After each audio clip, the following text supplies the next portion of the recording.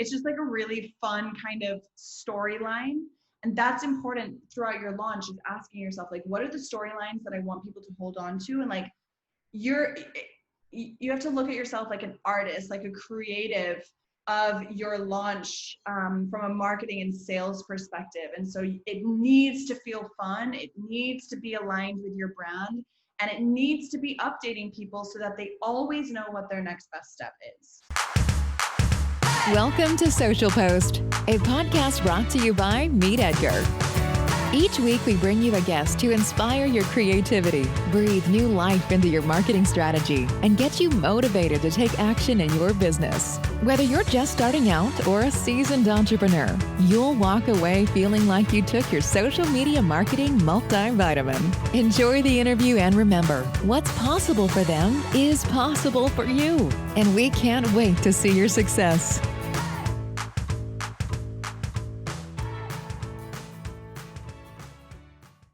Hey there, Social Post listeners. Welcome back. Today, we're really lucky to be joined by Alex Beadon. She is the creator of Project Storyline and Grand Slam. And you guessed it, those are both Instagram courses. So today, we're diving deep on Instagram topics. So before we get into the discussion, I'll pass it over to Alex and have her introduce herself a little bit further. So Alex, go right ahead. Hi, everyone. My name is Alex Beadon, and I'm so excited to be here on the podcast today. Thank you so much for having me, Megan. So a quick intro. My name is Alex. I have an online business, which I absolutely love. I love the clients that we serve, and we serve them in two main ways. One, through Instagram story help. So that's through Project Storyline and Grand Slam that you just mentioned. So one is a membership site and one is an online course. And then I also help high-level entrepreneurs have their first six-figure launches with my program. It's now a 12-month program called Together We Launch. And so those are the two main ways that I serve through my business. And yeah, I love what I do. I'm super passionate about online business. And I love just helping people realize that it's a great next step for them if they want to achieve more freedom in their life. Ah, perfect. Those are such motivating words to start out with. Achieving that freedom is what we're all about here at Team Edgar as well. So I know our listeners pretty well. I spend a lot of time in webinars and office hours with them. And I know the first question they would love to ask you, having an Instagram expert here, is how often to post on Instagram. Now, you have had great success on getting your company really recognizable on Instagram. Can you go into a little bit on how often you post on stories and in the feed, and kind of as a small business owner, how do we develop that strategy? Sure. So I think it's one of those things that people constantly want to know the answer to, because they feel like there's this right answer, that there's this answer that's going to deliver them all of their dreams and hopes and wishes.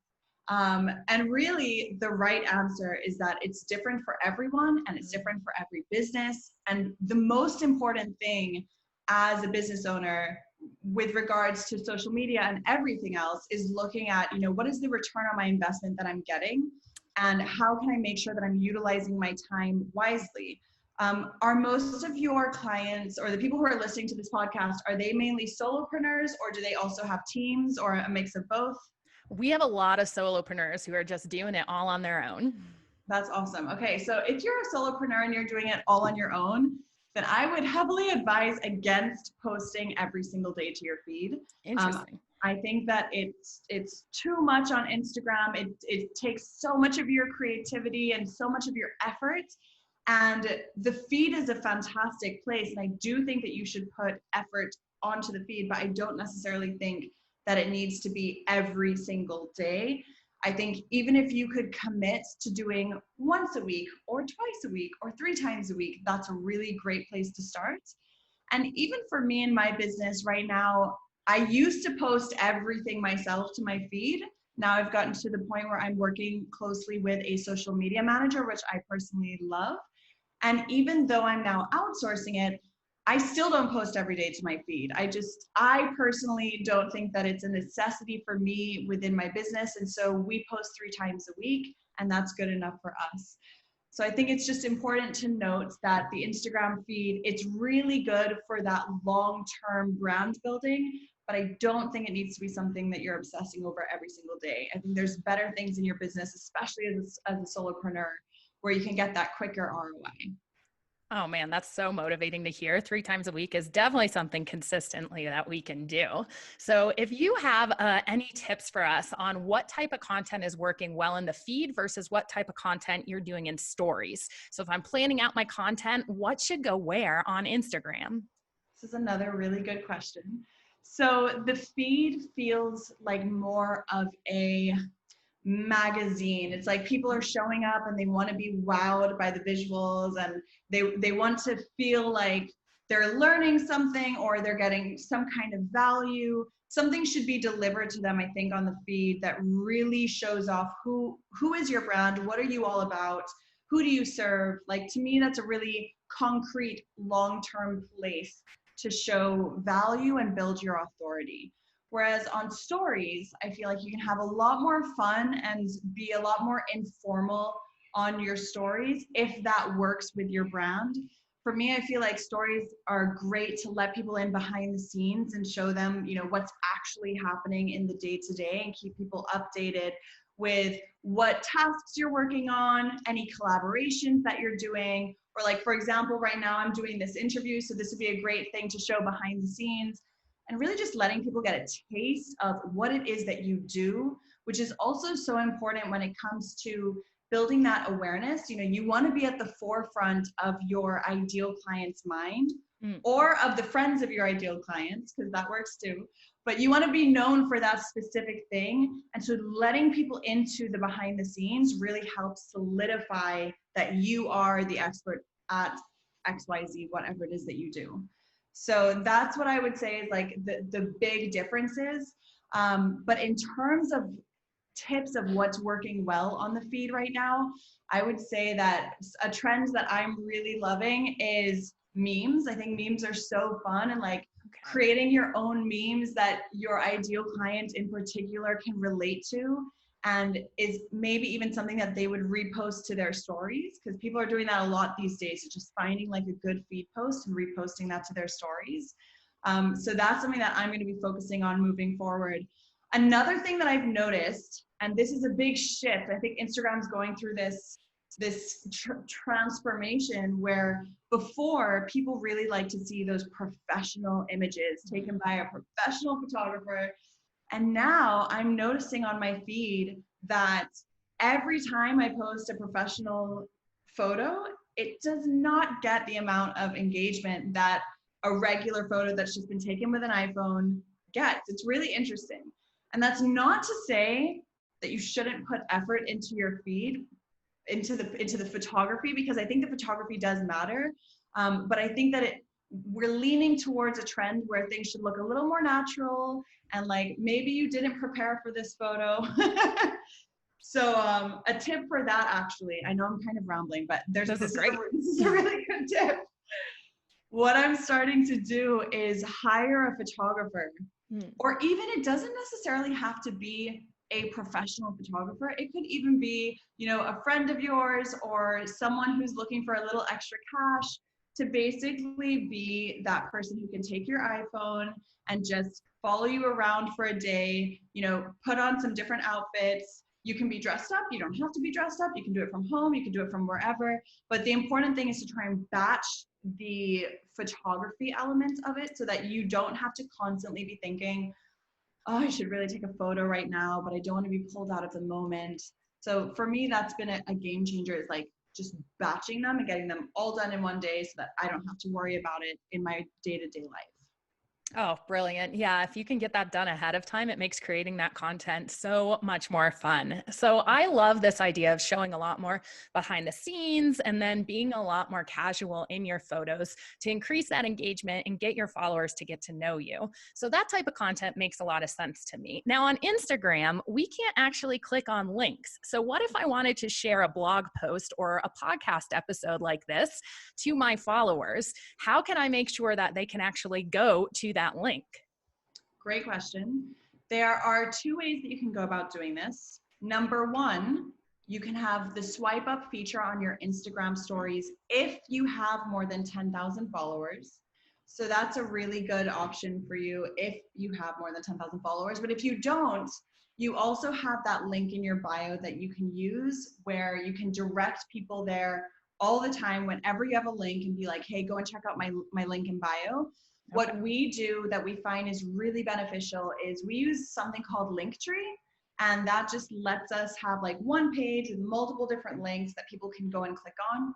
But there's lots of different varieties of these types of services. Like if you're someone and you have new links all the time, they have different ones where you can like tap on, basically you tap on the link in bio and what appears is something that looks like your Instagram feed. So they would essentially click on the post where you mentioned that particular link. So that's another good option for you. And then something else that I've been thinking about, and I've seen a few people do this, is just having a link that's like a vanity URL. So something short and sweet that represents your brand that you can just be like, go to alexviplist.com and you'll be able to see all of the different links or whatever that .com looks like for you. But that's an easy way to be able to get people to open up their phone, go to Safari and just type it in. Very nice. Cool. So since we're on the topic of having like a link in your bio and that being clickable, are there any other tips that you would give for what you should include in your bio in the description part or your name? Like, are those really useful to be found on Instagram? And what should we be thinking about when we're constructing those? They're extremely useful. Okay. And another thing to mention is that you want to just be very clear with yourself and with your followers that this account is being used for your business and brand purposes. Like you are building a brand. Even if you are like, so for example, for me, I'm Alex Beadon, and that is the name of the business and brand. But I have a separate personal Instagram account. So I don't want there to be, for me to ever feel like, this is my business account, but I really want to post something completely irrelevant. That's what my personal account is for. So that's a really good distinction to have. But I bring it up because on the bio, I oftentimes see people not really using it effectively to communicate what they do to the world. And it's prime real estate when someone lands on that, on your profile, that they're going to read your bio. They're going to look at your profile picture, and they're probably going to see the first 6 squares on your feed, maybe 9 if they do a little scroll. So you want to make sure that you're properly communicating to people what it is that you do, so that that first impression when someone stumbles on your page, if they are an ideal client, you want them to have this all like full body, yes, like I have to follow this person. I'm so glad I found them. So that's the first thing, is really asking yourself, how can I communicate why I am the best person for this ideal client to follow? And then the second thing to bear in mind is that your Instagram bio is really great for search engine optimization, SEO on Instagram. So essentially what that means is, if you are a relationship coach, you're going to want to put the words relationship coach in that title in the same space where it actually says to put your name. So most people put their name there, but I recommend that people actually put like the title of what they do, because it makes it more searchable. And also when people see that you've been watching their stories, that name area actually shows up on the list of stories right next to your username. So it's just even more free advertising for you to just show up like, this is what I'm about, and hopefully get more people to click through and actually be interested in whatever it is that you're doing. Another thing when it comes to the bio is to have a call to action. Okay. So many business owners don't really think about the fact that someone will land on your Instagram page and they'll follow you or they'll like you or whatever. But what's the next step? How do we get them to the next step of the funnel? How do we get them to email you or call you or whatever that looks like for your business? Because for everyone, it is different. But just ask yourself, what's the next step of getting them closer to buying from me? I know for a lot of people, it's getting them on your email list. Maybe you have a freebie that you want to give away. Or maybe you're a nail salon and you just have, the book me link there where they can go straight and book you. But whatever it is, make sure that you're making that next step crystal clear so that they can go ahead and take it. Oh, that's such a cool tip about having your name show up in the stories as your business name. I can see how that would bring so much more brand awareness. I love that so much. So you mentioned a little bit about Instagram and SEO and being found by the keywords that you have in your bio. Now, I've always thought about being Instagram not being a place where it's necessarily like searchable, but I know that's kind of why hashtags are used. Are hashtags still relevant on Instagram for categorizing and being found in your content? And if so, how would you suggest using them? Yeah, so hashtags have been a hot topic for so many years. Everyone wants to know about hashtags. And while I do think that they are beneficial, I think actually in the States, they may have even made them, they may have expired them. I'm not sure. I did hear that in the States, they're not really active anymore, but where I am now, they're still usable. So if in your country hashtags are working, then I would say definitely use them. It's odd how Instagram is so different from country to country. Like I still don't have reels, which is wild because everyone's enjoying No reels. way. Huh. I know. But anyway, so yes, if in your country they have it, then use the hashtags. And it is a great way to get on the explore page. If someone's following a hashtag that you use, you'll also come up in their newsfeed, which is fantastic. What was the beginning of your question?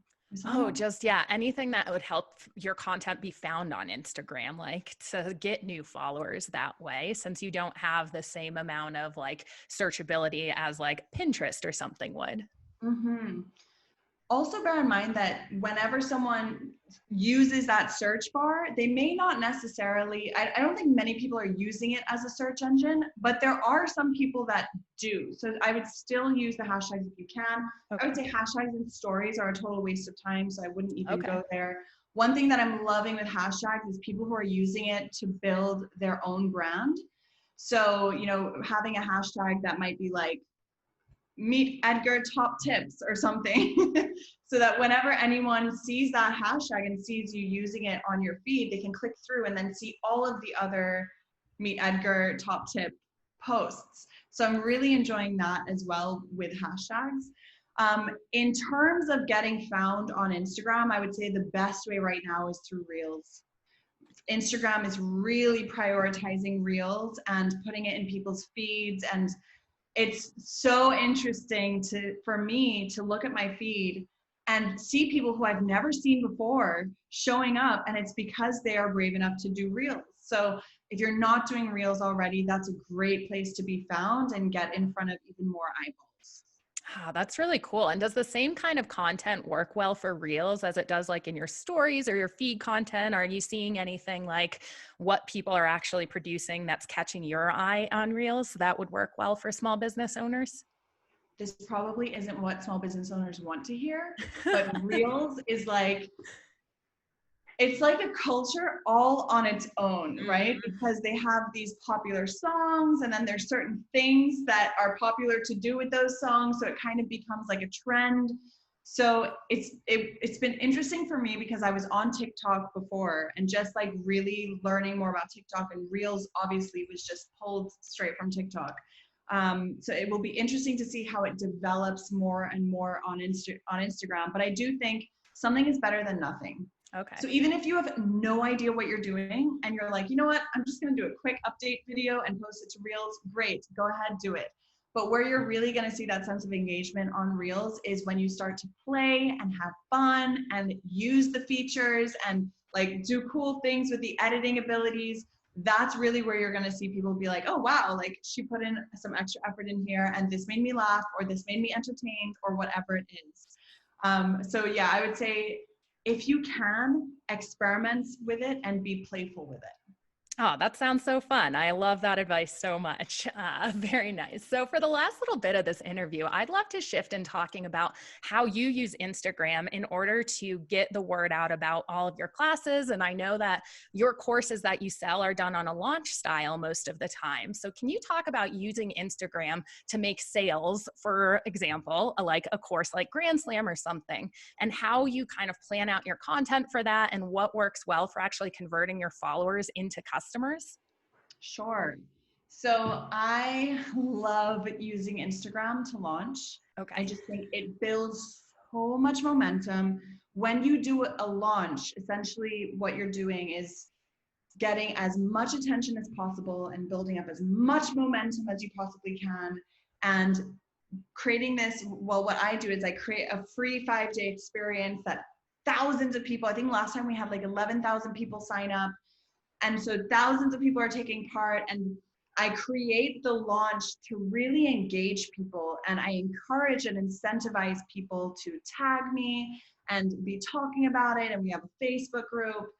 And what's interesting is that whenever I launch, my story views go way up. So it's like, I know that there's something about the challenge that I do, and there's something about the way that I launch that brings people, gets people engaging, that then kind of skyrockets my Instagram story algorithm, and Instagram then starts sending me out to even more people, which is fantastic. And then because I'm in front of so many more people, my sales messaging is then doubled, tripled, whatever, which is also a wonderful, very beneficial thing. But I think the most important thing is to think about your stories as though you were updating your biggest super fans, and they're super interested in every single thing that you do. So whatever you're doing in any given moment, just stop and be like, okay, like, how do I document this in a way that isn't going to be distracting to me, because like I need to finish this task, but but would be fun for someone to watch me do, or something like that. So I oftentimes will set up a little tripod, or even if I don't have a tripod, I will just use like a water bottle and just like rest my phone against it, do a little time lapse. And I'm constantly just updating throughout my launch period and keeping people updated with what I'm doing as far back as like 3 months before, so that they really feel invested in the process. And then once the cart opens, I have this, I need to name it. I'm thinking about calling it the celebration wall, but like SELL celebration, because every time someone buys, every time someone joins, what I do is I write down their name on a Post-it, and I put the Post-it note on the wall, and it's really fun for everyone. Everyone loves to be like, where's my name? And then there's this sense of FOMO of like, oh my gosh, so many people have joined, I want to join. There's a sense of social proof. There's also kind of a sense of awe of like, wow, like every day this Post-it note wall is getting bigger and bigger and bigger. And then sometimes like I'll completely run out of wall space. I'll have to go buy new Post-its because we run out. And so it's just like a really fun kind of storyline.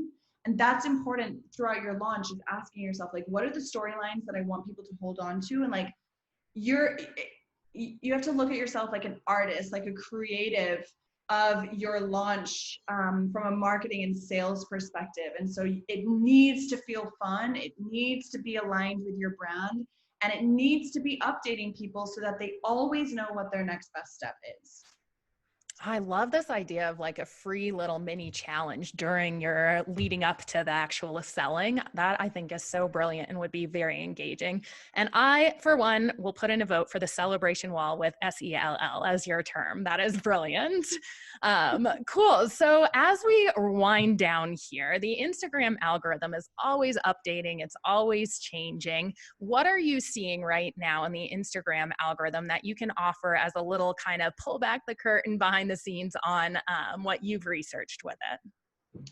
What's interesting is that I'm in a phase in my business right now where I just have zero desire to chase the Instagram algorithm. And that might actually be the most beneficial thing that I could tell all of your listeners, is like, do not obsess over the algorithm. Like, you need to be proud of the content that you create, and you need to create from a space of both strategy, yes, but also play and having fun with it, and, you know, feeling self-expressed through it. I think that's so important, especially as a solopreneur. So I would what's the word? Encourage your listeners to try just completely surrendering to the Instagram algorithm and being like, okay, I'm just going to see where things go, have fun, play with it. And it's important to look at your analytics. So, you know, on Instagram, you can go and you can see like what worked, what didn't work, which stories got the most responses. And I do that. So I do take time every 2 weeks to go back and be like, what worked, what didn't work. That is important in helping me play in a more intelligent way in the future with my content.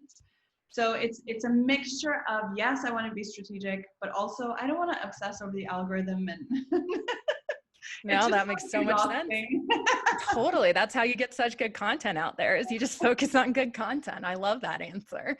Are there any other tools that you use for your Instagram content creation? I know you mentioned having like a tripod or even a water bottle to help film that, but is there anything else you would recommend people looking into? I would say one of the biggest pet peeves that I have when I see people posting is their camera lens will maybe be a little greasy. Yeah. It drives me crazy. I always just want to be like, just wipe it on your shirt before you start. So every single time before I start recording, I always wipe my lens. So I think that's a really great tip. If you can get like one of those nice little mini tripods, I also think that that's extremely helpful. And then a light. To me, lighting is everything. I know that not everyone can necessarily afford like the top of the line light, but it really doesn't need to be expensive in order to be effective.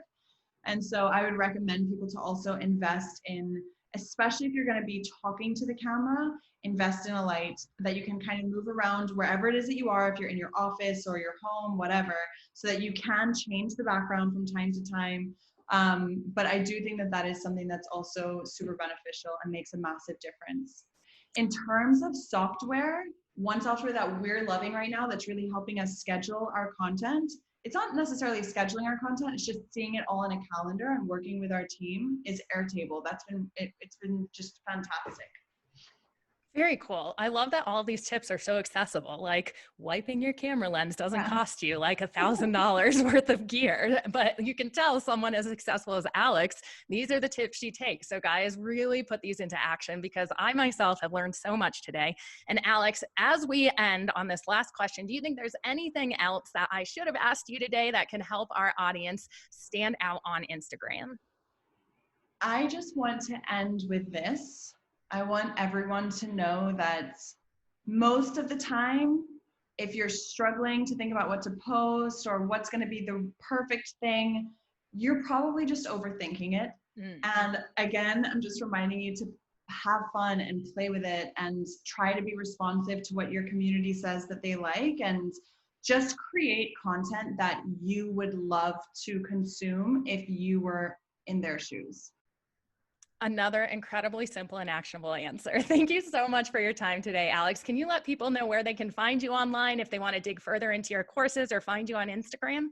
Yes, of course. They can find me on Instagram at Alex Beadon. That's AlexBeadon. Or they can find me at alexbeadon.com.